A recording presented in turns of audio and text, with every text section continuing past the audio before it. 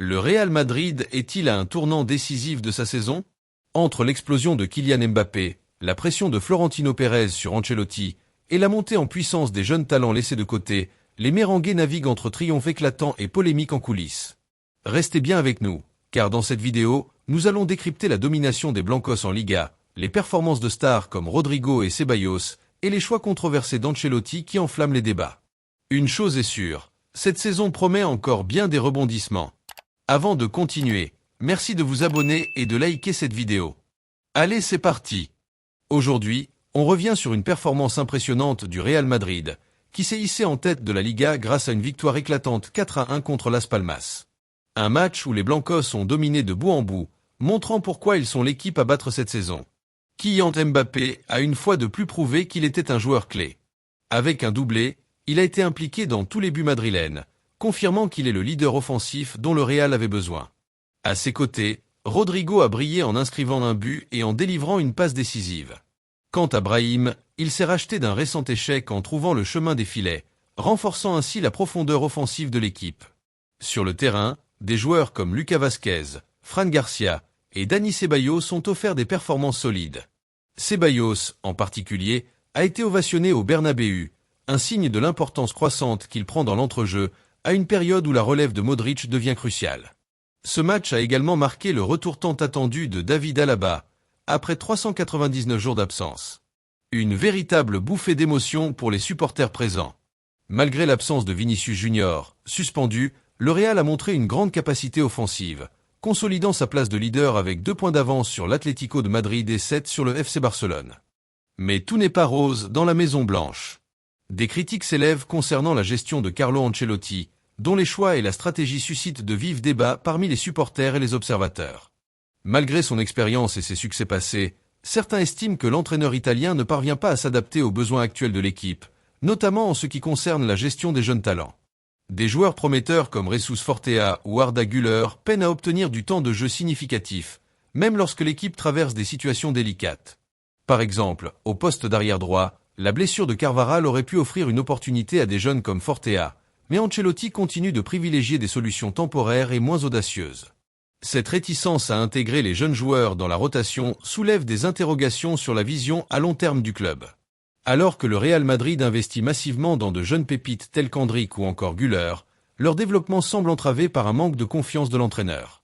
Pourtant, ces talents sont censés incarner l'avenir du club et assurer une transition en douceur lorsque les cadres actuels prendront leur retraite.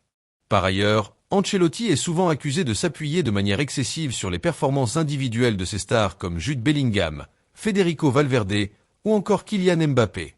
Si ces joueurs brillent régulièrement, cette dépendance met en lumière un autre problème, l'absence d'un véritable jeu collectif solide. Lors des matchs importants, comme la finale de la Supercoupe contre le Barça où le Real s'est incliné lourdement, cette faiblesse devient flagrante.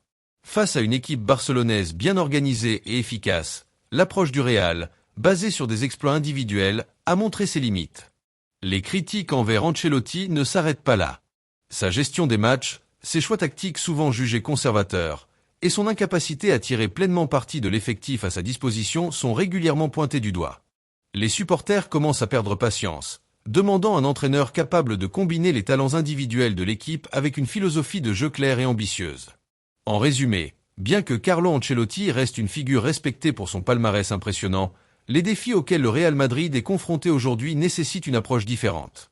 La confiance envers les jeunes talents, une meilleure gestion tactique et une vision à long terme sont essentielles pour que le club retrouve sa domination, non seulement en Liga, mais aussi sur la scène européenne. Malgré ces critiques, l'équipe reste concentrée sur ses objectifs.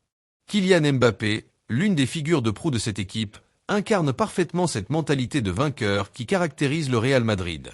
Dans ses déclarations, il ne manque jamais de rappeler que porter le maillot du club le plus titré d'Europe implique une exigence constante, celle de gagner tous les matchs, quelles que soient les circonstances. Cette pression, bien qu'écrasante pour certains, agit comme un moteur pour des joueurs de son calibre, qui voient dans chaque défi une opportunité de prouver leur valeur. Cette mentalité est partagée par d'autres cadres de l'équipe, comme Jude Bellingham et Federico Valverde, qui ont su élever leur niveau de jeu cette saison.